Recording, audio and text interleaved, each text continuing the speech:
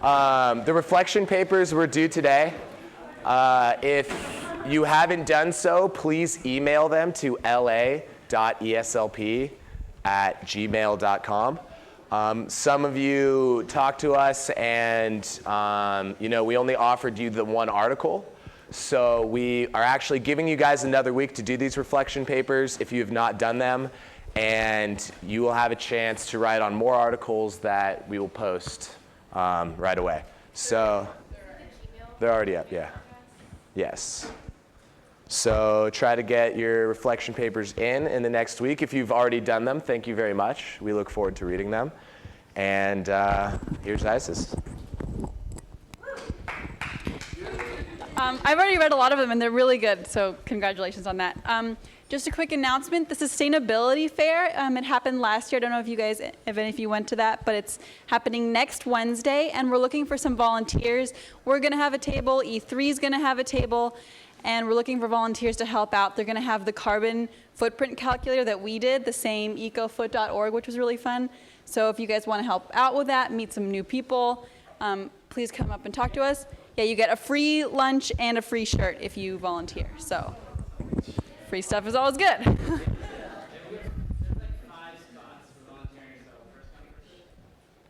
So run up here right now. Just kidding. It's from 11 to 2 on Wednesday. And is it too late for Rangers to table at the Sustainability Fair? Yeah. Sorry. Oh, long. They emailed out. There's not a whole lot of student involvement. They just asked a couple of clubs about it. It's only the second time this fair has been put on. So please show your support, check it out. We're hoping to expand it in the coming years. When and where? It's going to be on Bruin Plaza from 11 to 2 in a week. And they'll have some really cool stuff. They'll have electric cars and alternative energy vehicles that you guys can look at and stuff like that. What are you guys talking about? So yeah, I wanted to ask, did anyone read the Daily Bruin today? Because I just wanted to have a shout out for Haley and Spencer because they got a huge full page ad in the Daily Bruin. Where is it? Help me out here. So, where is it? Oh, yeah. So they'll be available after class, signing copies. Hey, stand up for a second. Jeez. You guys they're awesome. So, anyway, exciting stuff. Superstars in the making. The other thing I just wanted to talk to you guys for a second about was possible field trip ideas. We got some, I think we got feedback in the first class. Some people were yeah, a field trip is kind of a cool learning experience. So we wanted to try to bounce a few ideas and see where people are at in terms of if that sounds like a good idea or not. Let's just first see who would be down to go on an informal field trip. Raise your hand. Wow. I think that was 99%. That's pretty good. So we came up with some ideas. Let's see where the popularity lies. We have visiting the farmers market. And then, okay, we'll do that. I'll do that, and then we'll raise your hand. You can raise your hand multiple times too, if you're excited about everything. So visiting a farmer's market. Okay, nice. Doing a tree planting with 3 people. Oh wow, that was awesome. Doing what was the other one? Beach cleanup. Doing a beach cleanup. Okay. And then going where? Oh yeah, going on a hike, just kind of more just the natural. Okay, it's gonna be hard to narrow this down. Maybe we'll just have to do all of these things. And then the other thing we're gonna say is Friday, Saturday, Sunday seems like the best days for you guys. So raise your hand for Friday. For the tree planting, what to do? Or, okay, how? Yeah, you can for Friday. We just want to try to make it an informal event and then go make a plan basically. We want to start planning it out. How about a Saturday? It doesn't really matter what. Saturday seems like it works better for everybody. How about a Sunday? Yeah, looks like Saturday works better for most people. Oh yeah, that's an already event that we have established. All right, so we're gonna get to work on this, and we'll try to figure something out, and maybe a couple different events that we can go on, have some fun, and we can learn some things at the same time. Yeah, was there anything else? Any other questions, suggestions, maybe? If you guys have suggestions, yeah? I'm one of the guys that runs the floors for the first ever Platinum Reed House in Santa Monica, and I don't know how many people I can get on that, but it's a possibility. Okay, cool. Someone in the back? I was wondering if anyone wants to know, like, the community garden. I work at a community garden in Watts. Oh, I'd be down, yeah. We can go visit, actually, we can go to other community gardens also. Okay. Maybe we can go eat some food too with them. And, Is that by chance with Anna Carter? no, it's not with Anna Carter. I'm working over. It's called Stanford Avalon. It's on 111th place. It's by Avalon and Central. This was the community. Most of the people there were from the community garden that was closed down in 2006, and now they want to build Forever 21 warehouse right there. But those people moved there to that new side. Yeah. We'll email you guys. All right, we'll write that stuff down, and yeah, that sounds like a good idea. Yeah. All right, so without further ado, we'll get on to the academic portion. So basically, we're going to be talking about energy today. It's going to be very broad and very engaging, very exciting discussion. We have an amazing speaker here today. His name is Professor Woodrow Clark, and he's been a visiting lecturer at many UCs across California. He's also a co-recipient of the Nobel Peace Prize for IPCC, Intergovernmental Panel on Climate Change. So, and he's an international renowned expert on energy. And he also works in the Los Angeles Community College District on energy issues. So, and I'll turn it over to him. There you go.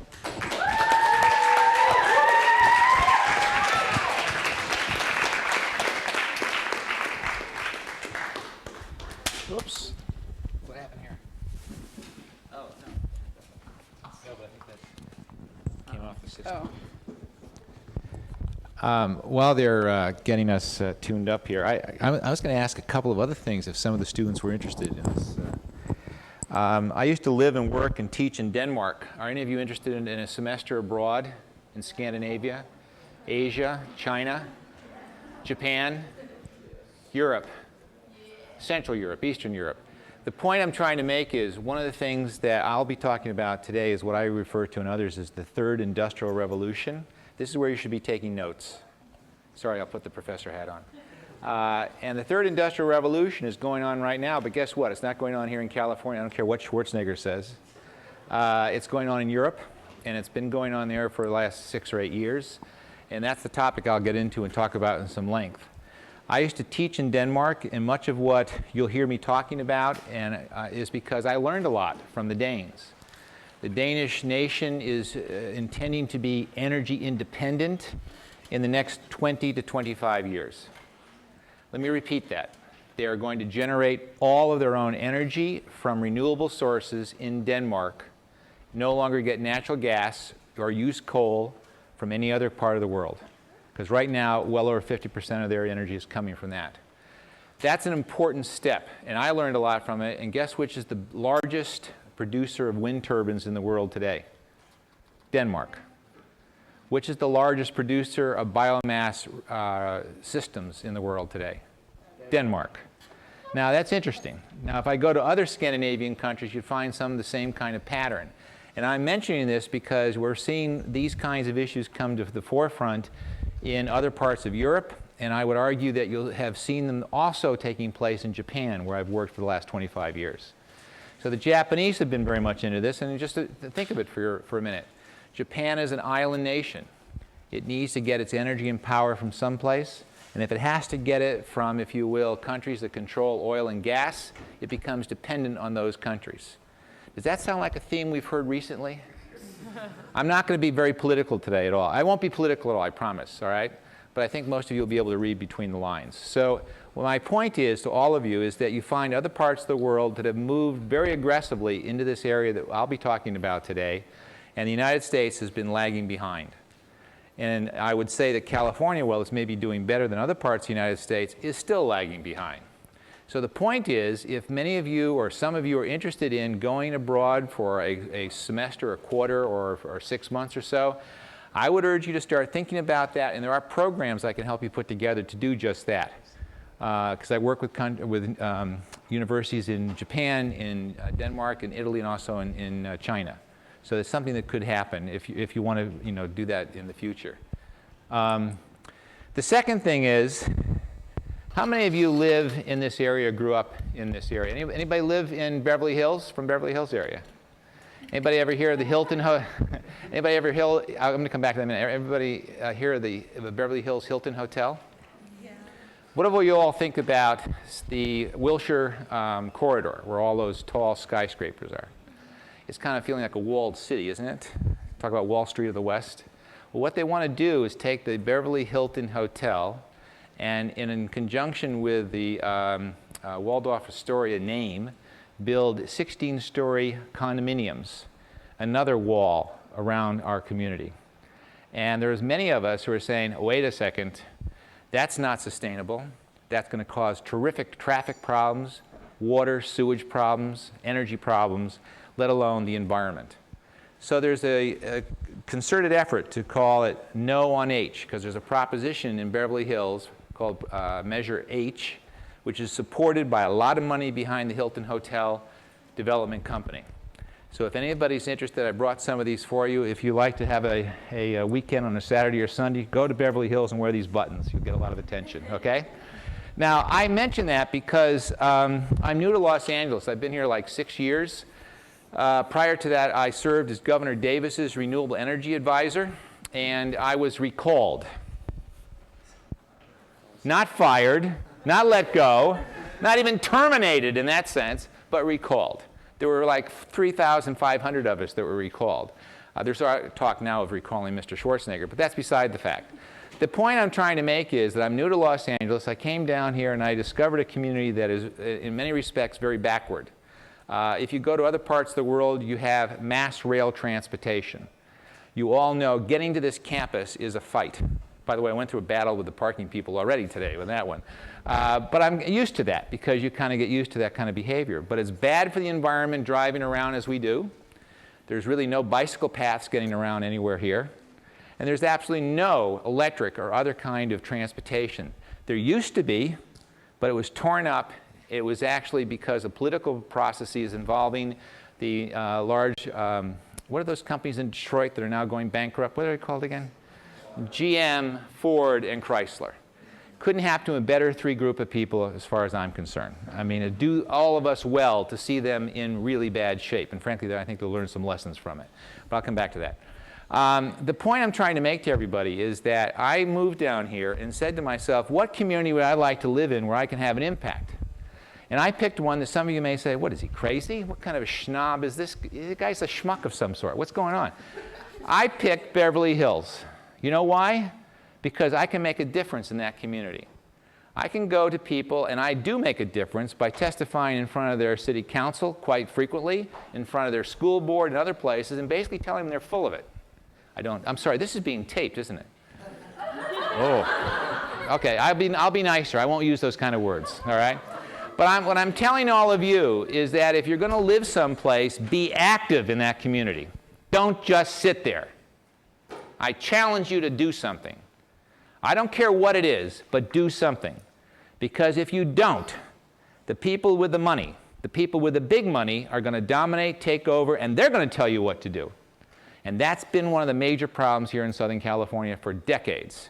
Now, there are a number of us who don't like that and are doing something about it. I've got the credentials in the background to be able to say to people, I'm not just getting green because that happened last week, or I just discovered green was popular and economically profitable. No, I've been doing this for a long time. And one of the things I like to do is actually pass this around. I don't know whether, have any of you ever seen what a Nobel Prize looks like? You've seen the gold thing and all the rest of it? Well, this is a smaller version, they're usually about this big, of my Nobel Peace Prize.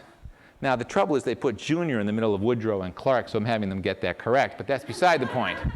But the issue in this, I'll pass this around because some of you may not have seen this before, but this is kind of a neat thing to sort of just look at and kind of say, hey, that's what they look like, huh? And on the back of it, by the way, is the acceptance and recognition letter. But the point I'm trying to make to all of you is, if you're going to be involved with these topics, you've got to be involved. You've got to pick up, do something immediately, not every day, but what you think you can do and work with. And try different things. There may be some things that you don't. I was out, you talked about cleaning the bay, you know, and heal the bay kind of groups. I've done that down here. I haven't planted trees. But I've done a lot of these things just to find out. I got involved with the group that was the closing of the, I won't go on. Anyway, so there's a lot of different things you can do. And so I'm just suggesting to all of you that wherever you live, you're living on campus, you live in a dormitory, you live in a fraternity or sorority, wherever you are, do something. Then above all, when you go home, tell your parents to get it straight. I'm sorry it's going to cause some conflict at home, but that's the way the life is, okay? And that's what's the importance in growing up and doing these things. Now, the reason I say this to you, and I'm so adamant about it, is because your generation, I'm at fault in giving to your generation the problems that you're now dealing with. I'm very happy to be here today in large part because this is a group of concerned students who at least are saying to themselves, I want to know more about this, and maybe I can figure out where I fit. The nice part about sustainable development as a topic, and what this diagram shows, is that it's a very diverse thing.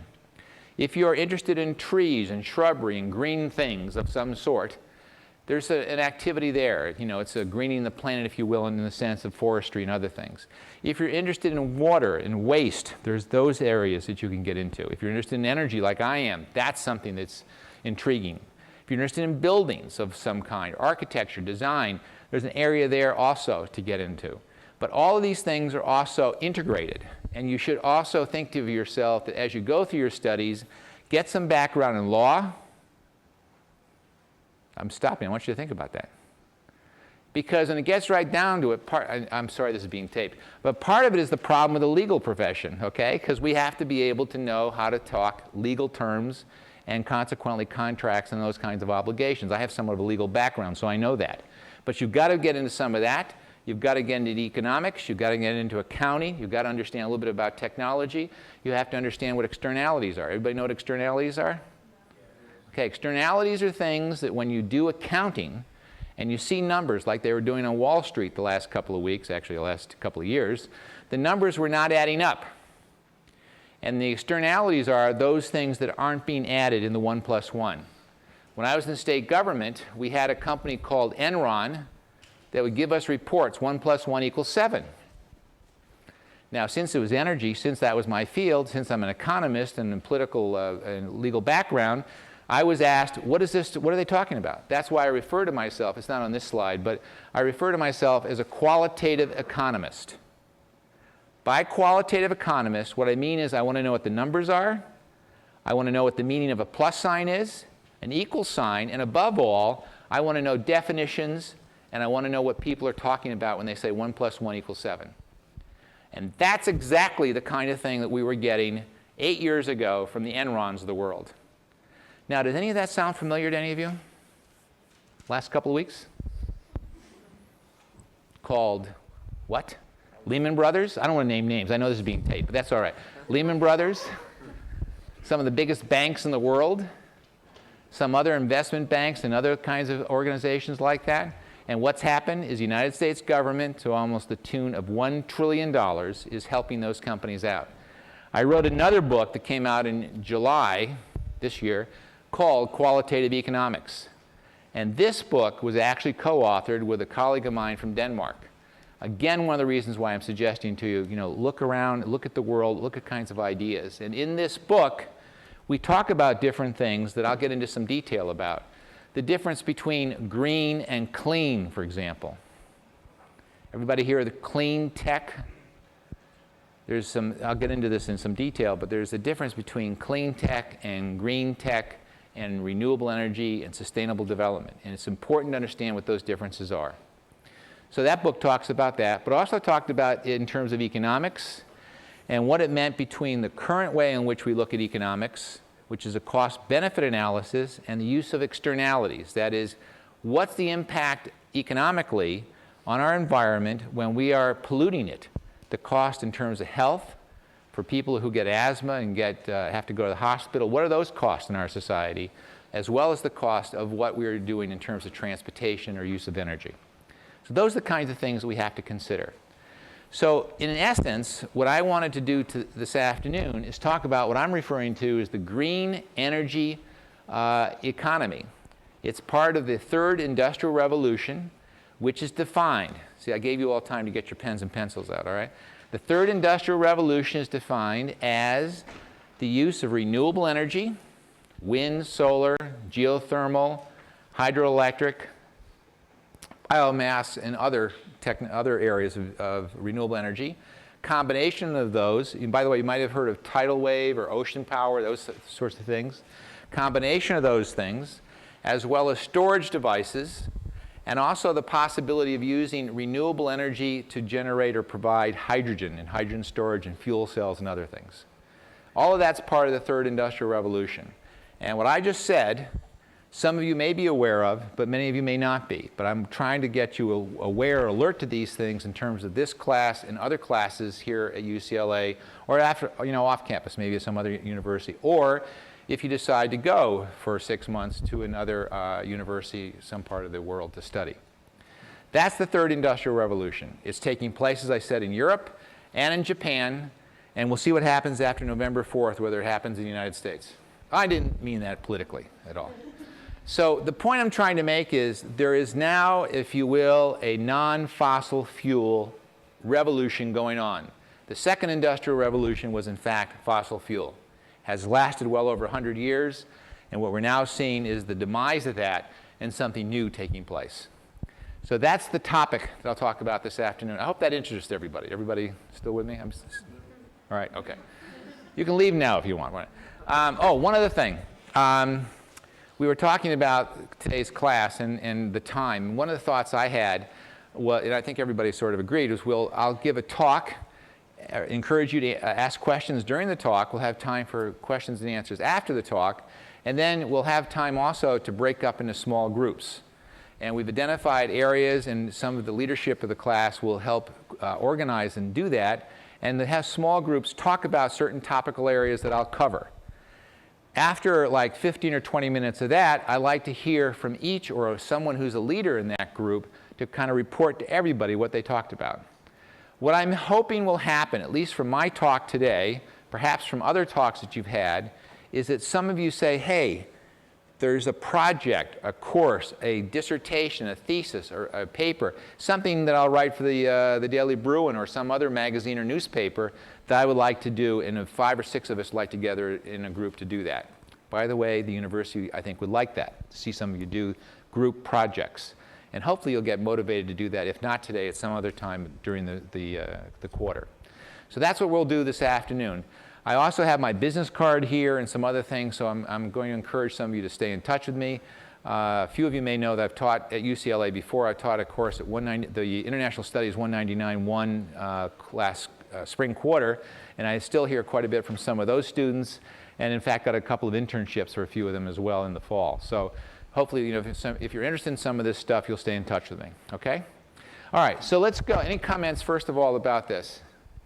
First opening slide. Everybody should be asking, what is MA3?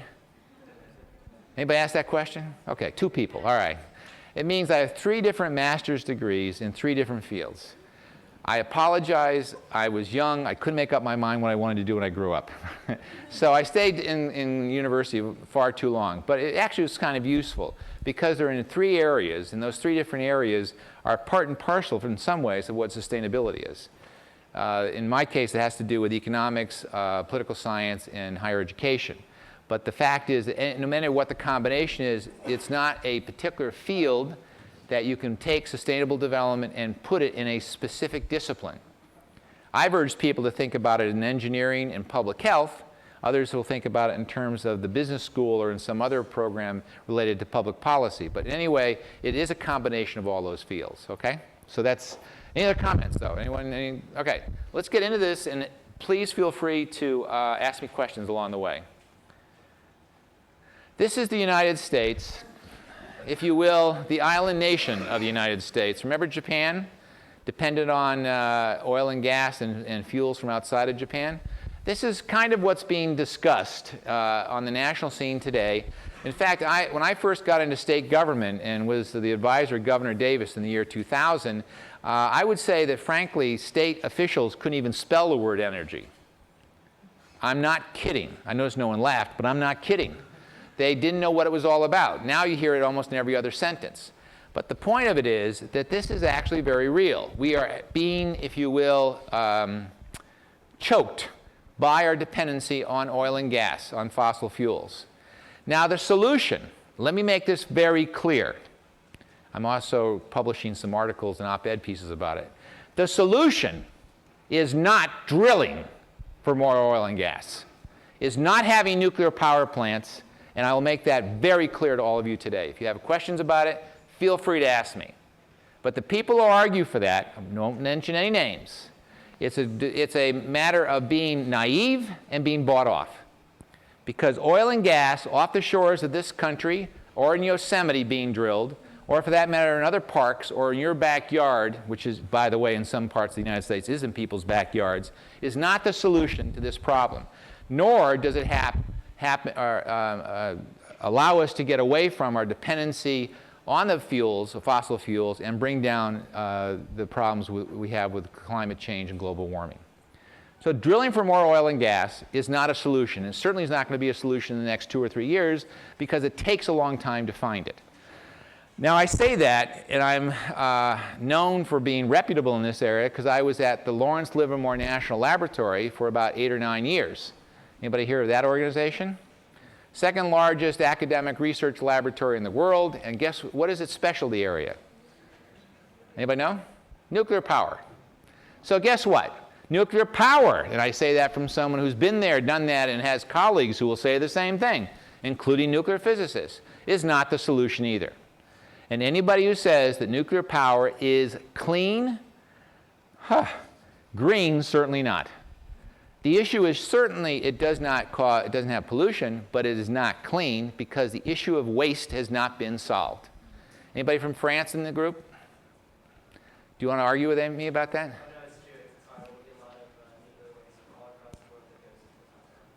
Yeah, and France has what, 73% of its power coming from nuclear power plants. Yeah. They haven't solved the problem. So what I'm saying, I usually get in arguments with people from France about this. Oh, it's the best thing ever, you know, but I'm glad you pointed that out. It's great. But what I'm trying to say to everybody is that that's not a solution either. So when you hear that in terms of what's going on in energy in general, keep that in mind. The next slide is not a mistake. This is being taped. I didn't know that. So anyway.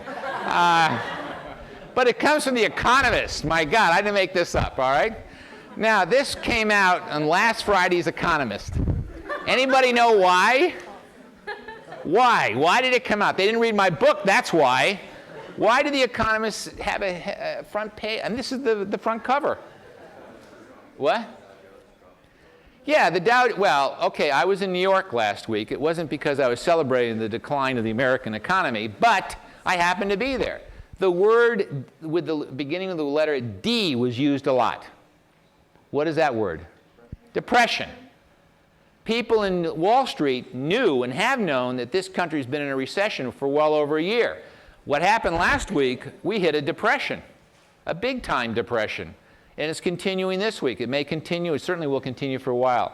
But the point I'm trying to make is The Economist, the believers, true believers, if you will, in what is called neoclassical economics, who said, just let the market rule, are saying, oh my God, oh F word.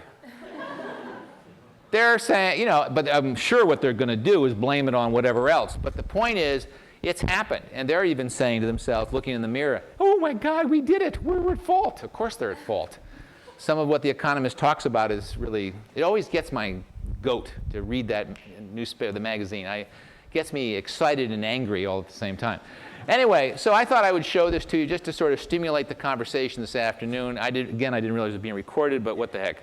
Okay, then meanwhile, some other economic commentators, a guy by the name of Thomas Friedman, is talking about globalization has gone green. He has a new book out called Hot, Flat, and Crowded. Have you read it? I'm getting it in the library. All right, throw it away when you get it. It's typical Thomas Friedman, except this time he's discovered that green will make him more money for his books. But he goes back to the same issues. I read on a vacation in Mexico one time the World is Flat book. I got so angry I tore it up and threw it away. I have never been so angry at reading a book in my entire life. I hope he reads and sees this thing, okay? That guy, everything to him is like market economy. Remember what I just showed you, the Economist quote? You know, and I'm sure he's saying the same thing. The point is that everything he writes about is just let the market and the balance between supply and demand rule, we'll all be fine, live happily ever after. No way, okay? And so in his recognition that the notion of a world that is being polluted, that is also in trouble, that has to deal with being green, that is using renewable energy and our own sources without causing further pollution, is important, is a discovery on his part, but he still goes back to his old ways. When you read his book, you'll see what I'm talking about. And let me know if you decide to rip it and tear it up as well, okay? The point I'm trying to make here, it's interesting that a lot of these people have said, oh, this is the same thing, and we like it, and it's great, and they, a way to make money. This is where the economy will go. And I'm going to be arguing it is the way the economy should be going, but not for the reasons these people are talking about. And Thomas Friedman's a good example of that. Part of the issue, and I'm sure, I can't remember the other speakers you had. I'm sure you've had people talking about climate change and global warming and, no, you haven't? Okay, all right. I could go on, I could come back for hours talking about this. I promise I won't do that, because I only put a few slides in here just to sort of get everybody on the same page.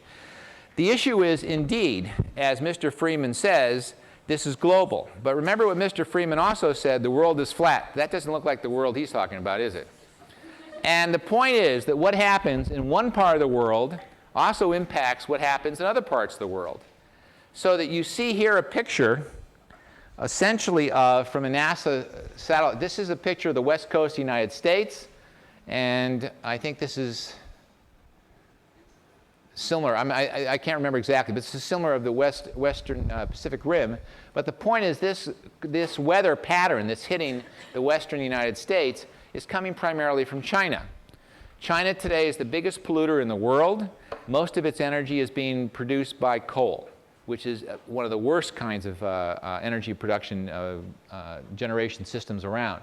But what I'm getting at is that going back to the world being round, is that it is that. What happens in one part of the world is indeed going to impact the other parts of the world. What happens here in California, we also have an impact in other parts of the United States, let alone in Europe. So the point in all of this is that what happens globally does in fact impact us. This is a picture of Antarctica. I don't know if any of you either keep track of this or even care, or you want to stand upside down when you're down in Antarctica. It always occur to you, you're upside down. Anyway, okay. It's late in the afternoon. You're not getting these jokes. Okay. I try to do that to keep classes stimulated and thinking, All right. But the point is that in Antarctica, there are major sections of this whole ice cap that are actually breaking off. There was a report 2 years ago that one area that broke off right in here was the size of the state of Rhode Island. Imagine that. Ice cap that broke off. And what that means is that ice going into the Pacific and Atlantic Ocean is going to raise the level of the ocean, raise it significantly, and cause other things that have actually occurred and we've been seeing in the Gulf of Mexico, in parts of Central and South America, and of course the southern part of the United States. The impact of the warming and cooling of the environment and the water makes the atmosphere swirl, causing winds. Those winds hit the coastal areas and cause great damage. It's the same thing that we've seen an increase in the number of tornadoes in the United States in the last 2 or 3 years. Terrific increase. If any of you watch the news, you'll see almost every single day tornadoes all over southern and middle part of the United States, hitting various regions. This shows different hotspots of the United States that are actually some of the areas that you probably are aware of and will identify. Clearly, Los Angeles area, parts of Arizona, New Mexico, and throughout other parts of the eastern United States as well, impacted in part from the carbon and the pollution that we're causing with global warming. What I wanted to do today is spend a little bit of time, as I started to point out, on what it is to talk about a green economy. The first thing, as I've already indicated, is in this issue of qualitative economics and definitions and meanings, green versus clean. Often you hear people talk about having clean energy, and they make reference to, I already said a few words about nuclear power, but they also talk about clean coal. Coal is never going to be clean in terms of not being polluting. There are people and technologies that actually have done some work in this area, but it has never been clean. It's been cleaner, if you want to put it that way, but nothing, there's always particulates, what they call NOx and SOx, that go in the atmosphere, and then because of the atmospheric winds will pollute and move into other parts of the regions of the world. The second thing is that when you hear about people talking about, any of you heard about Proposition 10 on the ballot? Okay? I will not be political in what I'm going to say, but I'm going to give you some information that you may not have gotten because their ads are very good. The ad comes from a gentleman by the name of T. Boone Pickens. I hope he sees this too. And Mr. Pickens is one of the largest owners of natural gas in the United States, mostly out of Texas. His company is promoting Proposition 10 because Proposition 10 provides for several billions of dollars of people to get natural gas fuel cars in their communities for not only their personal use, but also trucks and vehicles for city government and others. That natural gas, he claims, will be coming from the United States, essentially primarily from his organization and companies, but be that as it may. His argument is that wind and solar and others, as you can see in his ads, will be coming soon, but natural gas is the transition to these kinds of renewable sources.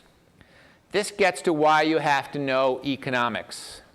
Transition, qualitative economics. What does transition mean? Define it.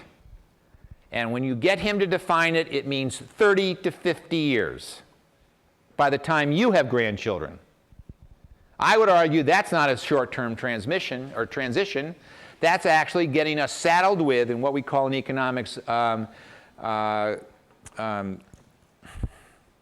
just blanked on the word. Anyway, it'll come later. We get stranded cost. In other words, when you build the system for building natural gas, then transmitting it through pipelines, which is the way it comes, getting stations to use the refueling, you are stuck with those systems for 30 to 50 years, not for a year or two.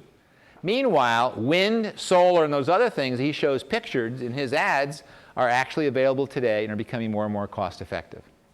Now, one other footnote. A former student of mine, let me just finish one thought. What? Can you define natural gas for everyone so we're all... Oh, natural gas. Natural gas is often discovered, if you will, with or near oil drilling, and it's actually a gas that they used to just flare off, but they've now captured it, been able to contain it, put it in tanks, if you will, and also transmit it by pipelines from one place to another. And it's used to actually as a fuel for vehicles and for generation of power. Okay? But going back to what I was about ready to say is that Mr. Pickens didn't mention, and it was actually something that came out in an op-ed piece by a former student of mine here at UCLA, is that his wind turbines that he shows in the pictures in his ads are located on land that he bought in Texas. And why did he buy that land? Not to put wind turbines. He wanted the water rights to that land. Now, I don't want to accuse Mr. Pickens of being dishonest, but I am. Because that is, I mean, it's just amazing what that guy has been able to spin, if you will, into what sounds like, oh, we need to have this transition on Proposition 10 in order to have, and that's why I say, pay attention to what people say in terms of words, what they mean by them, and also the numbers that they're providing you with. So again, qualitative economics. The third point up there that I wanted to make is that California, since 2003, has actually created over 17,000 jobs in green tech. Not clean tech, green tech. That's in wind and solar and the related industries that are associated with that, including what are called LEEDs buildings, Leadership, Energy, Environmental Design. These kinds of new jobs have created new businesses, entrepreneurial and otherwise, and grown others. Another point I wanted to make to all of you is that what has to happen, and what I think we're beginning to see coming in this area, is, and it's unusual because it's coming from the Bush administration, and I think they don't have any choice, frankly, but we are beginning to see the need to set standards, regulations, and codes in the area of climate. Now, there is a debate in California going on right now as to whether or not we should be doing that or trading credits. Some of you may have heard about this. It's called the cap and trade. And that goes back to this other economic model I was mentioning before, which we're seeing Wall Street, collapsing on, which is market forces. And what I'm arguing and others are that no, what we need to see is goals that are set, regulations and codes, so that we are shooting at a target to eliminate the global warming, bring it down well below levels that have been occurring for the last 20, 25 years. The other point in this that I mentioned or alluded to before, it's a global business. I already mentioned Northern Europe as a leader. Solar industry has been led out of Japan and out of Germany. Now think about that for a minute. How could Germany be leading the solar energy field? I mean, it's cold, it's snowing, it's wet, it's rainy. They are the world's largest users of solar energy. And the reason is because of their codes and standards say that if you're buying power in Germany, you must do it at an extra cost so you can have renewable power. They're called feed-in laws. The Spanish have done the same thing. We are considering that now here in Los Angeles as I speak. You might even see something in the press about it in the next couple of days. Feed-in tariffs or feed-in laws simply say that we as consumers are going to have to pay for changing what we've done already. We've certainly paid for it in other ways. I think the best example is the tax on cigarettes. How many of you smoke cigarettes? I won't mention other things, just cigarettes. How many of you smoke cigarettes? Not too many, good. And one of the things, if I asked that question even 10 years ago, half the class would have said they smoke. But the tariffs, the cost for cigarettes has made it something that people say, hey, I don't want to spend that kind of money. So they don't do it. And that's the same kind of thing we're going to be seeing worldwide in terms of trying to get a reduction, a major reduction in our pollution and our global warming problems that we're having. Another issue, of course, is transportation. I'll get into this in some detail.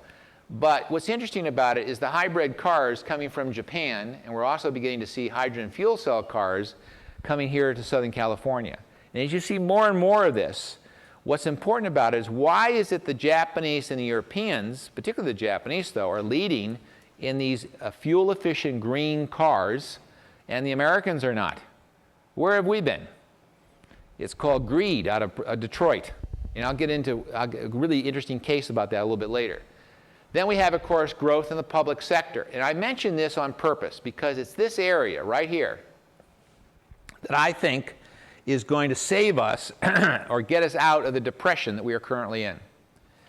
The analogy goes back to the Great Depression in the 1930s, where Franklin Delano Roosevelt saw the need to have everybody covered by health insurance, by Social Security, and I think after November 4th, we hopefully will see the next president talking about these same kinds of issues and needs. But the other thing is the public sector here at the university, UCLA, other UC system campuses, the community colleges, what I'm doing some work with, I'll talk about in a few minutes.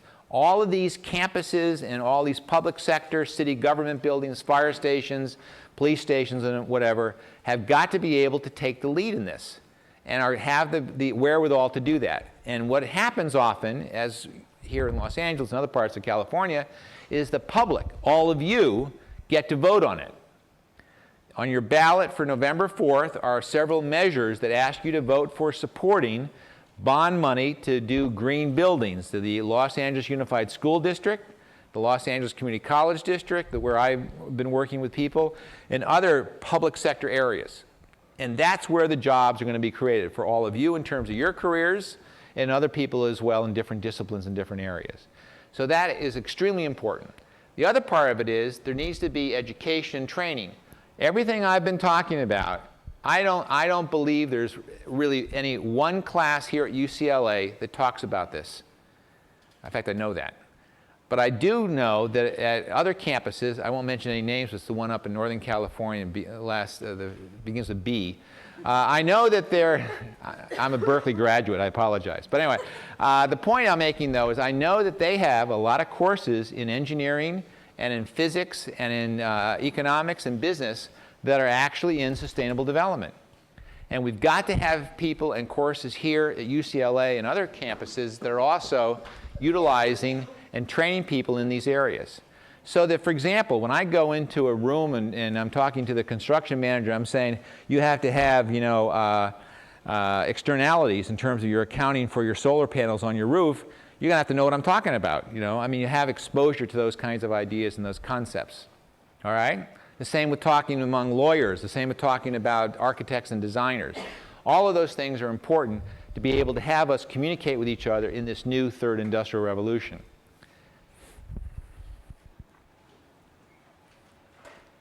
Well, it got up there, but it's not turning. This is unusual. Sorry about that. Whoops. Okay. So if we look at the United States, this is a chart showing different renewable energy resources from the NREL, National Renewable Energy Laboratory in Golden, Colorado. And you'll see a great deal of geothermal throughout the United States, particularly the western part.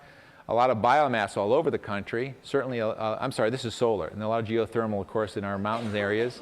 And then you'll also see wind power in mostly the upper Midwest, and a lot of wind farms in this region. What's interesting to me is you don't see wind off the shore in any part of the United States. Not off the California coast, not off the East Coast or the Gulf of Mexico. If you go again to Northern Europe and parts of Asia, you'll see a lot of wind located offshore. And so we're not taking advantage of some resources that we really have some access and possibilities to. But this just shows our natural resources where we can get renewable energy. This shows one reason why we have to, because there's actually a peak in terms of where the world is going to be in oil and gas. This chart came out from the US Department of Energy in 2005, and we are already close to this peak. And as we go down in it, we're going to find less and less oil and gas. And I'm not talking about what's being drilled today, what's even available offshore anywhere in the world. We're never going to solve the problems that we have given our increased demand and needs for electricity and fuels. And this is probably the most telling slide. It came from some colleagues of mine in Japan. It's actually from the US Department of Energy. This shows how much is left. Here you have 40 years or so worth of oil left in the world.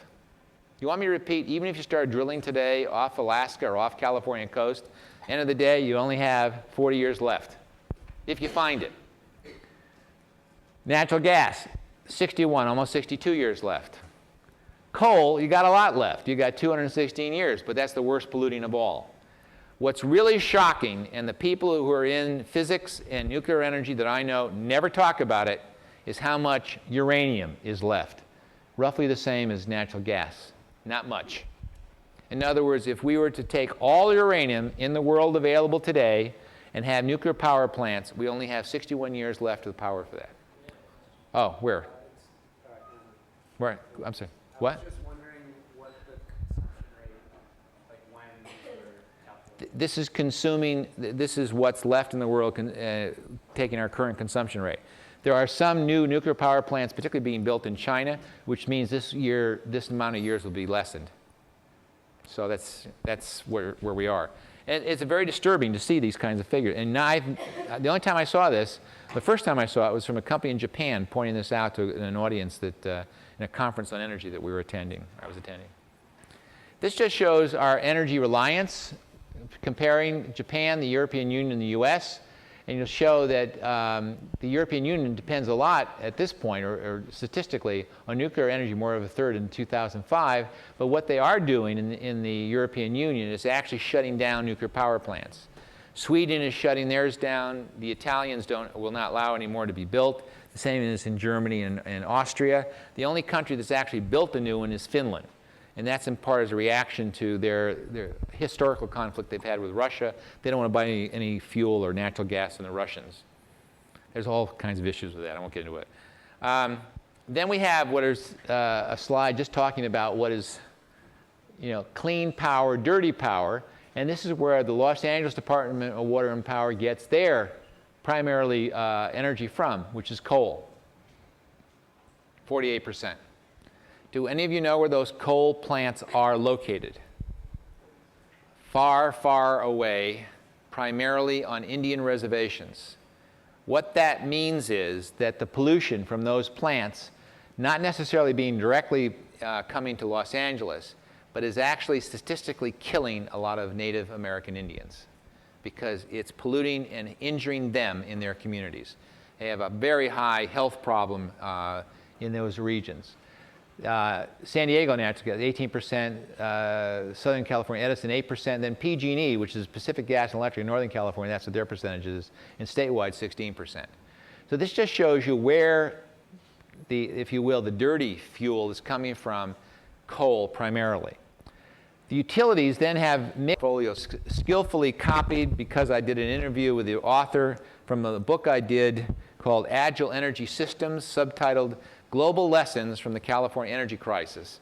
My book came out like 2 months after I was interviewed and they did this article. But what it does is it nicely illustrates what the book talks about. And what that is this. What I just described in the public utilities, essential power plants like this, with power coming to homes and industry and office buildings.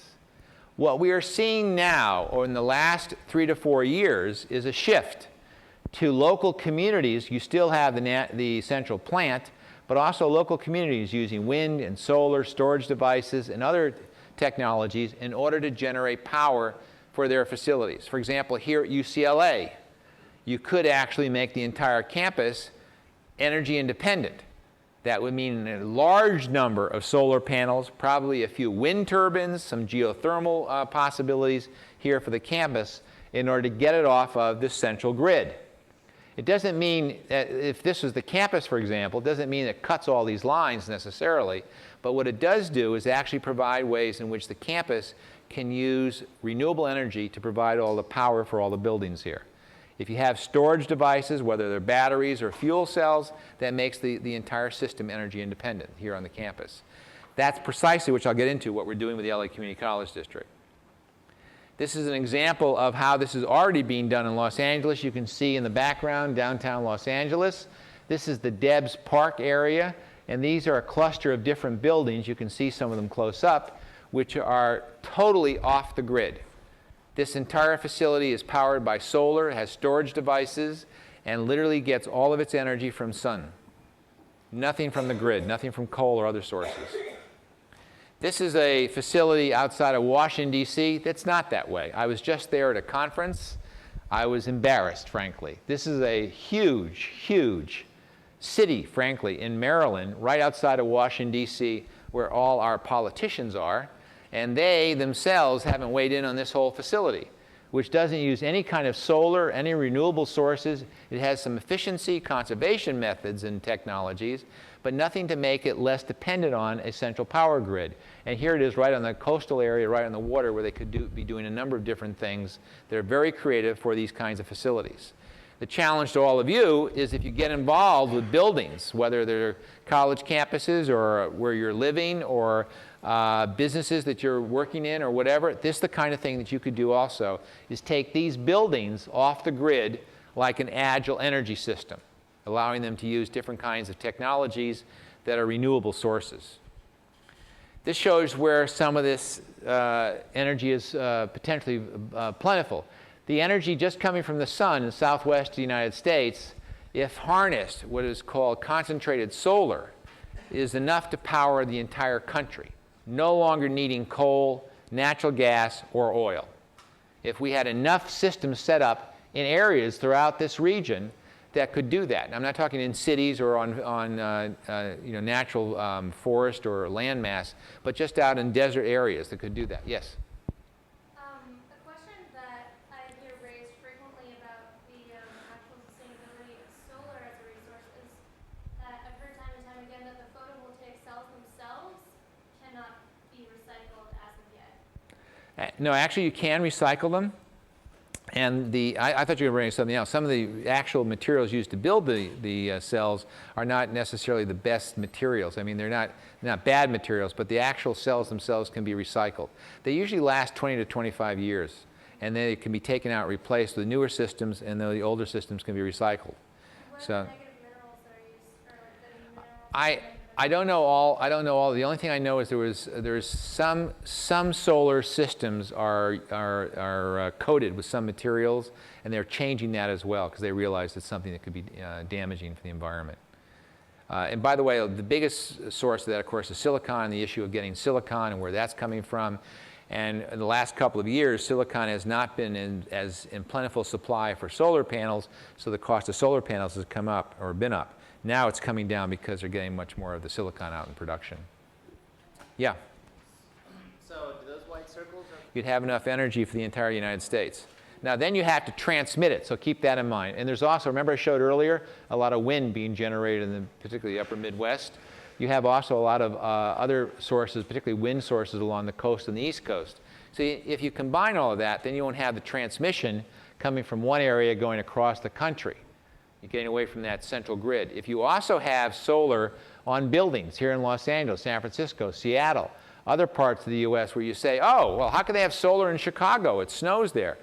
Duh, that's what they have in Germany, and it's working very well, thank you very much. You know, they have a lot of wind, a lot of snow, more snow in Germany than they have in Chicago. And you get a lot of power coming from solar systems that are up and operating. So basically, this is just saying if you did it this way, but combine it, as I said before, with agile systems, local communities that are also energy independent, campuses that are energy independent, city halls that are energy independent, then you don't need to have necessarily transmission lines crisscrossing the country. One of my best examples that I've had, actually it came from some graduate MBA students of mine about 3 years ago. Any of you been out to Palm Desert on the 10 freeway? And you notice all those wind turbines out there? These students came up with a paper and a concept, and they said, why don't they put solar thermal? Do everyone know what solar thermal is?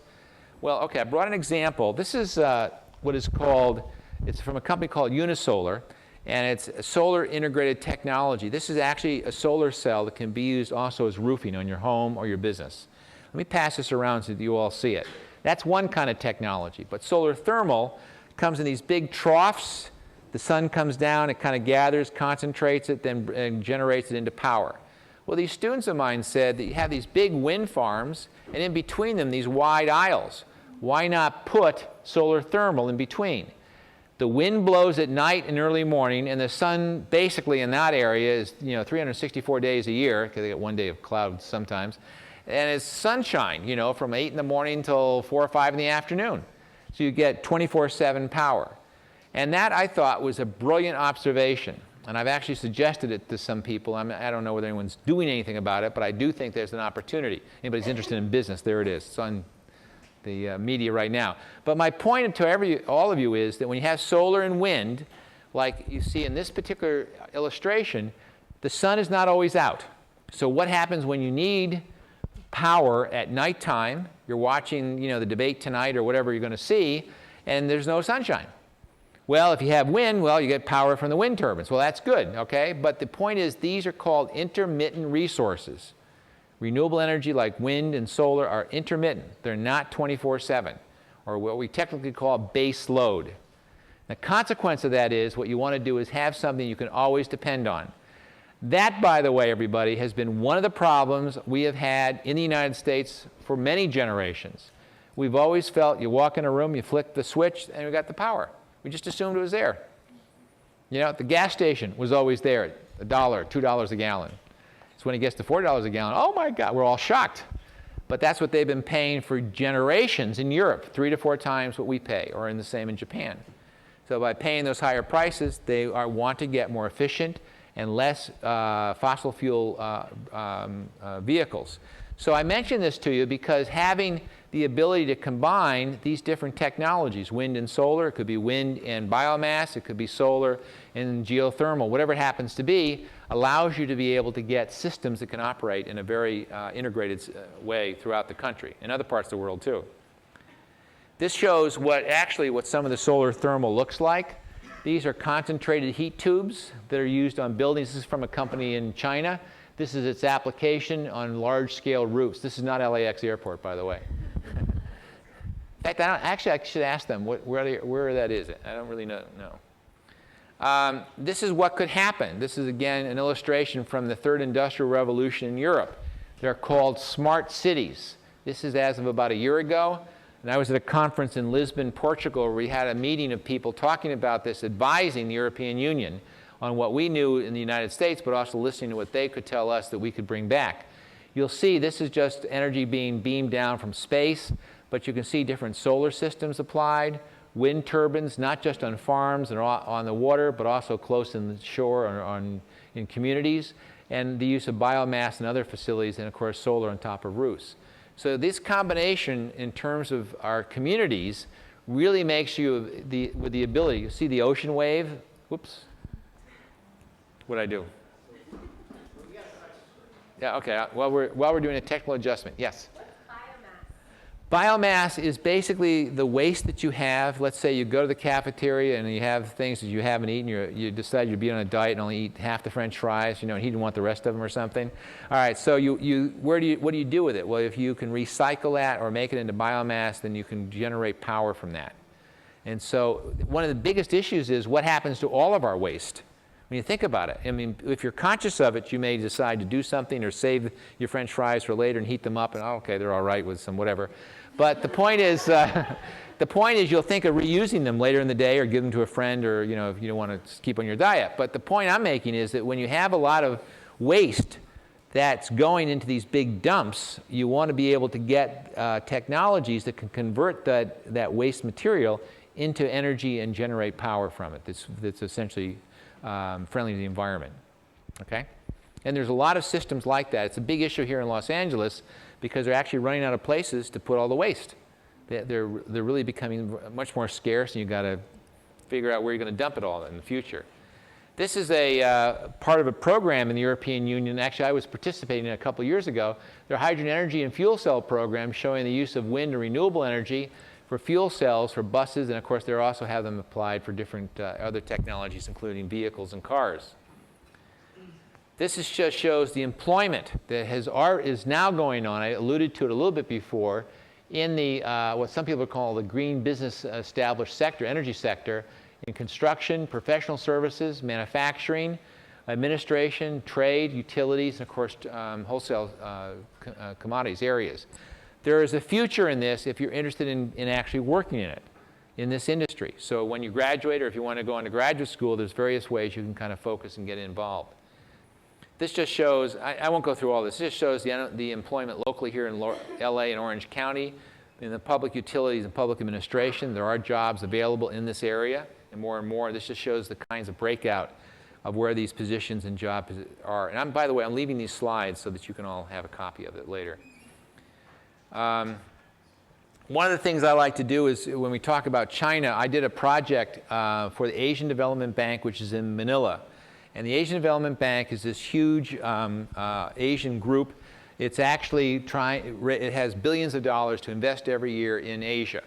And what they're trying to do is figure out what they can do to create new infrastructures and new systems. Well, for 2.5 years before the Beijing Olympics, that happened this summer. Anybody see the Olympics? Everyone like the Olympics? Yeah. I mean, that was incredible, I have to say. I was floored by that. 2008 drummers. It was unbelievable. I mean, I TiVo'd that one. That was incredible. I couldn't believe it. Anyway, anyone been to China? Okay, so chime in on some of what I'm going to talk about here. But the point I'm making is this: the Asian Development Bank had a project, and I became the senior foreign advisor, energy advisor, to look into Inner Mongolia, which is this region right here. This is Beijing. This is Inner Mongolia here. This is the country of Mongolia there. Of course, we have Southeast Asia in this area. This is Hong Kong. Japan is over here. This is Taiwan. South Korea, of course, over in this area, okay? North and South Korea. So anyway, the task was to do research into 5 countries, find what they had done in the energy infrastructure, learn from their mistakes, and what could Inner Mongolia do, and hence China, to leapfrog the mistakes of the West. I thought that was a brilliant thing to do. That's one reason I wanted to do it. I was assigned or picked to do that. So I led a group that was doing it from both China, from the Beijing government, and also in Hawat, which is the capital of Inner Mongolia, and some Americans as well. And what we did is decided to make 6 countries, because the countries, here, stay with me, UK, Germany, South Africa, USA, and Australia. Now, what's wrong with those countries? Well, let's take the US. What's wrong with the US? A lot. And I said to them, the Asian Development Bank, at first they were kind of angry at me. I said, you don't want the US as an example. That's a bad example. You want some good example. Why not the nation state of California? Oh, we like that idea. So that was approved. Nation state of California became the 6th, all right? In other words, not that we're perfect in California, but we're definitely different here than they are in Washington, D.C. for the last 8 years, okay? No comments on politics, I apologize. Anyway, so the point I'm making to everybody is that you wanted to look at China and see what kind of resources they have. Again, in qualitative economics, if you just looked at China in terms of where they're getting the energy now, use basic neoclassical economics, supply demand, they've got a higher demand and their supply is coming from coal, what are they going to say? We need to dig more coal. And our argument was, no you don't. You need to have less coal and bring in renewable energy. Then the issue is, where's the renewable energy in China? It's all over the place. When you begin to do analysis of Chinese capabilities and potential in renewable energy, this is what you come up with. An enormous amount of wind available. In Inner Mongolia alone, flat plains areas, high propensity for wind. You see the same also in, I think the next one's on solar. Oops, yeah. The next one's on solar. A lot of sunshine in various areas of China also. In other words, providing the same capability. Again, looking just at Inner Mongolia, but of course the impact on Beijing. Now the impact wasn't ready for the Olympics this summer.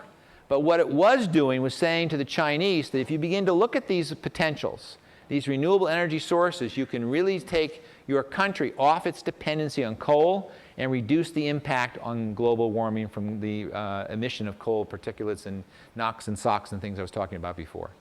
So that's the purpose of the study, and that's exactly what we came up with, and we're beginning to be starting to advise the Chinese government on this project and doing that.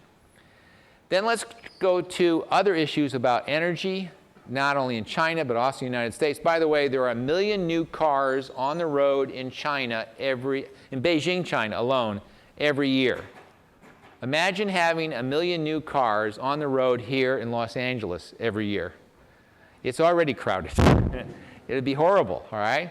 But the point I'm trying to make is that the issue of trying to look at energy and fuel for vehicles is interconnected. So in doing that, we wanted to look at these kinds of issues, not just in China, but also in the United States.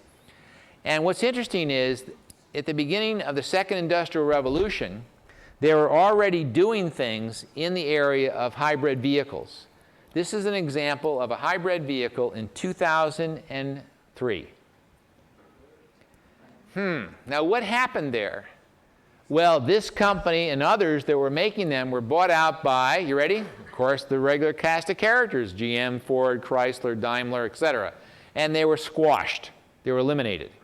The net result was these kinds of vehicles were not pursued and brought into mass manufacturing. Instead, they didn't want electric, and they didn't want, well, that's the other thing. They wanted a different kind of vehicles. The point is, the technology that you see today, this is an illustration of what you see, how the Toyota Prius works. This technology comes from where? Does anybody know? First of all, Toyota is a company from what country? Japan. And where did they get this technology of what they call regenerative braking? Anybody know? What? No? They got it at my laboratory, Lawrence Livermore National Laboratory. We invented the goddamn stuff. And what happened? GM, Ford, Chrysler turned it down. They had the first right of option, legal right on that technology in 1995 and 96. They said, oh, we don't want this. Green? Save the environment? Forget it. So Toyota says, we know who's dumb in Detroit. And they licensed it. And now, 2 years, a year and a half, 2 years ago, they licensed that early technology. Before this, back to Ford. No wonder Ford's bankrupt. They missed an opportunity to get something and are buying it at a high value 10, 15 years later from a company that's made a fortune out of this. Now, I'm not saying Detroit's stupid. Yes, I am. I mean, but what they are is ignorant of being mindful, aware of the environment, of what the future is, what the meaning of these things are, and why it's important to spend time and resources developing these technologies. I worked on this project at Lawrence Livermore Lab. I was part of the team that was trying to get GM and Ford and Chrysler to license it. I actually sat in some of the meetings where they said, what are you, the environment? What are you talking about? We make more money out of these SUVs, this thing called the Hummer that's, you know, that guy Schwarzenegger likes. You know, I mean, that's where we make the money. $3, you know, 3 miles a gallon, who cares? It's cheap. That was the attitude. I'm not saying that's the same attitude today, but what I am saying is we have to change that. And that's why this third industrial revolution is so important.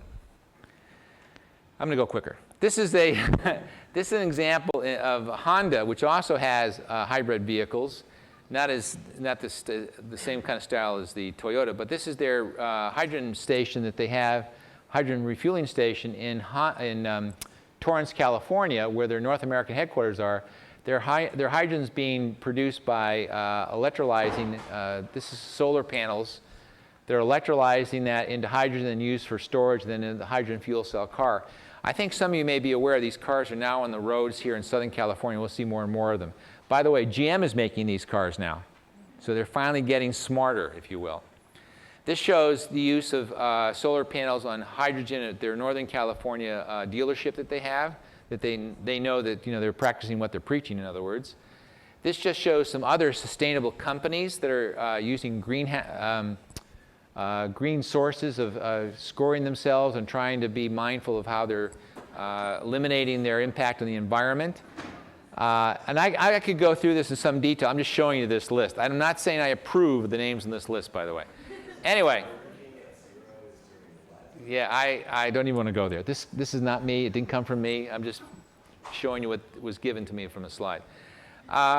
Then there's a good old Walmart. I won't even go there. They've got other problems, but they are doing solar on top of their roofs. Why they don't put it over parking lots is amazing to me. I don't know why. This is Google using Sharp solar technology up in Northern California. And you can see much of their campus is almost all of their roofs are covered by solar panels, including their parking areas. I mean, frankly, this could be UCLA. You know, you've got plenty of space, open roofs to do this. And it should happen. The credits are there. The companies are out there that can do that for this campus right now. This is California State University of Chino, and they're using SunEdison as one of their solar companies.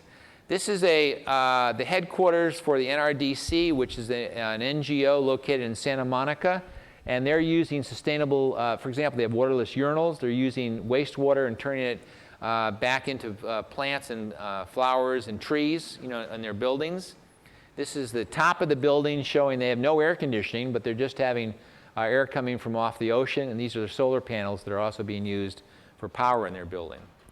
It's a platinum level LEED building, if you're familiar with that. This is also how international this whole issue is. This is from the UK, where wind turbines, particularly in Scotland, have become a very big business.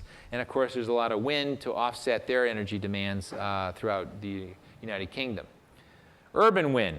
We see no wind turbines in the United States in cities or in communities.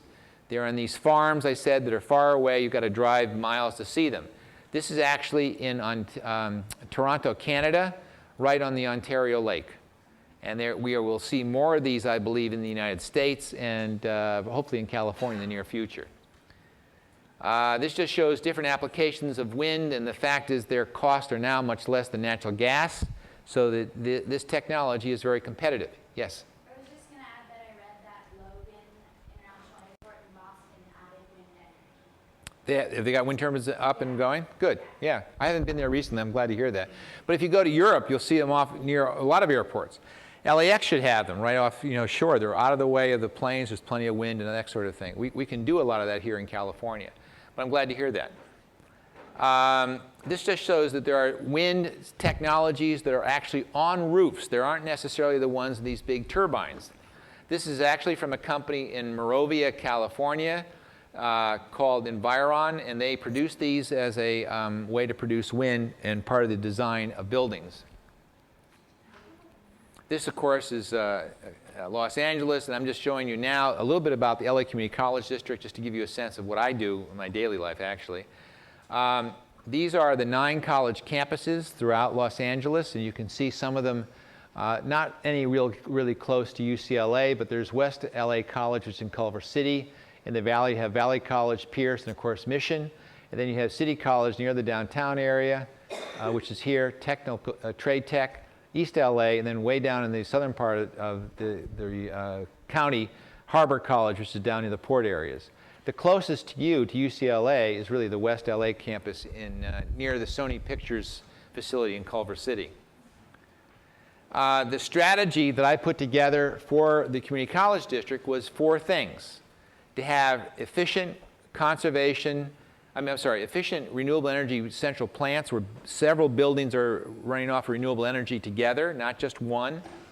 A second is performance, efficient, and conservation measures, so you keep the demand down for energy. The third is using large renewable energy programs like 1 megawatt solar, which we illustrate here, and I'll show you examples of. And the other have a sustainable development curriculum, which I was talking earlier about. Education and training is very important.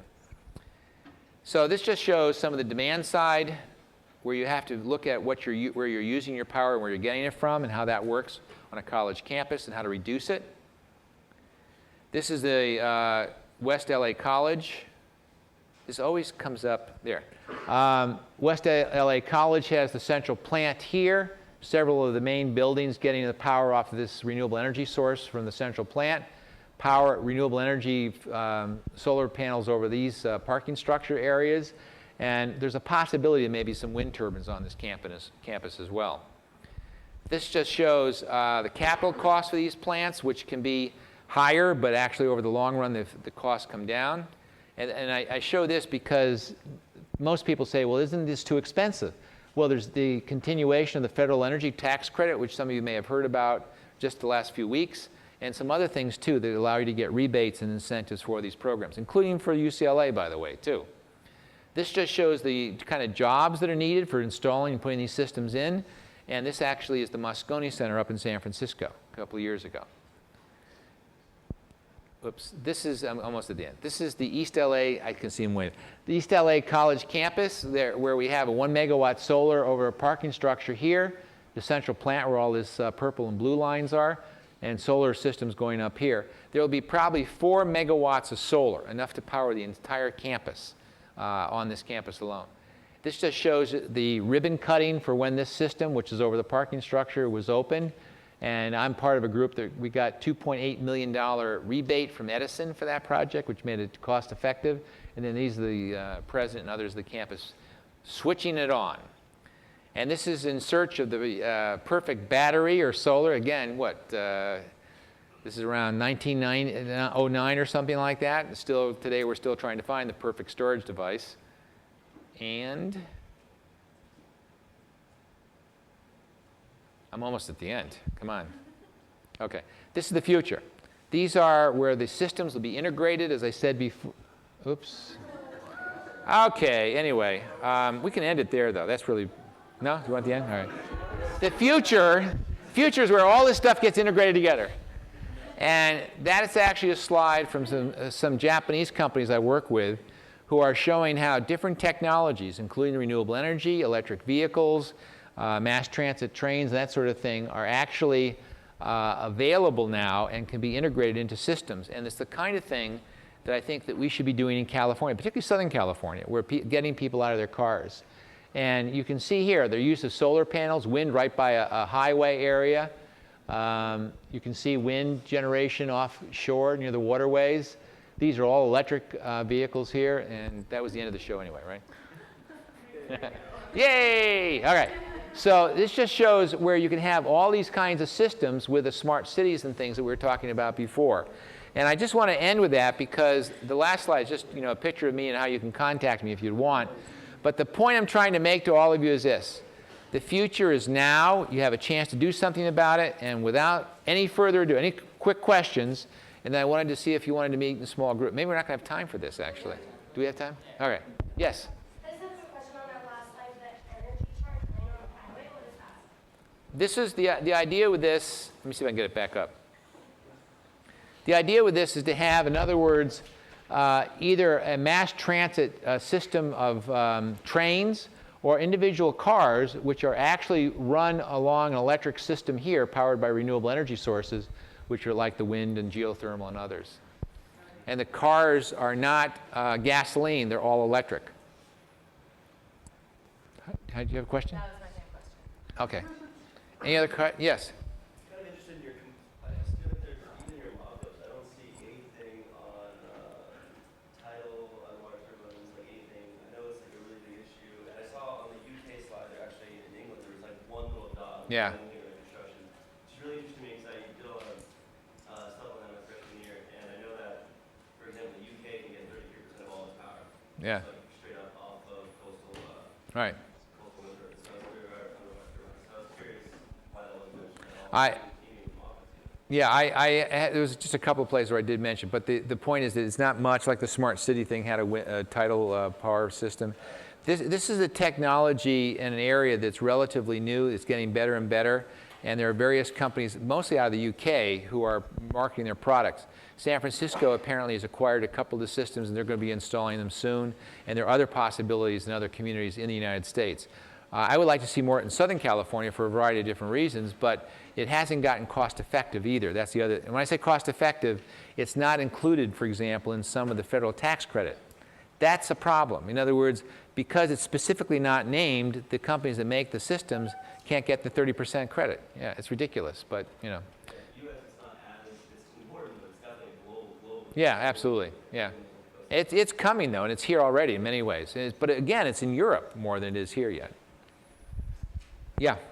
I was wondering if you could expand on some of the problems with nuclear, because you were definitely adamantly opposed to it, but I was wondering if there were some more specific details of what the problems were with it, specifically in terms of cost effectiveness, because one of the arguments I've heard against nuclear is that versus the other clean technologies, it's just much more expensive, like per kilowatt hour produced than, say, solar.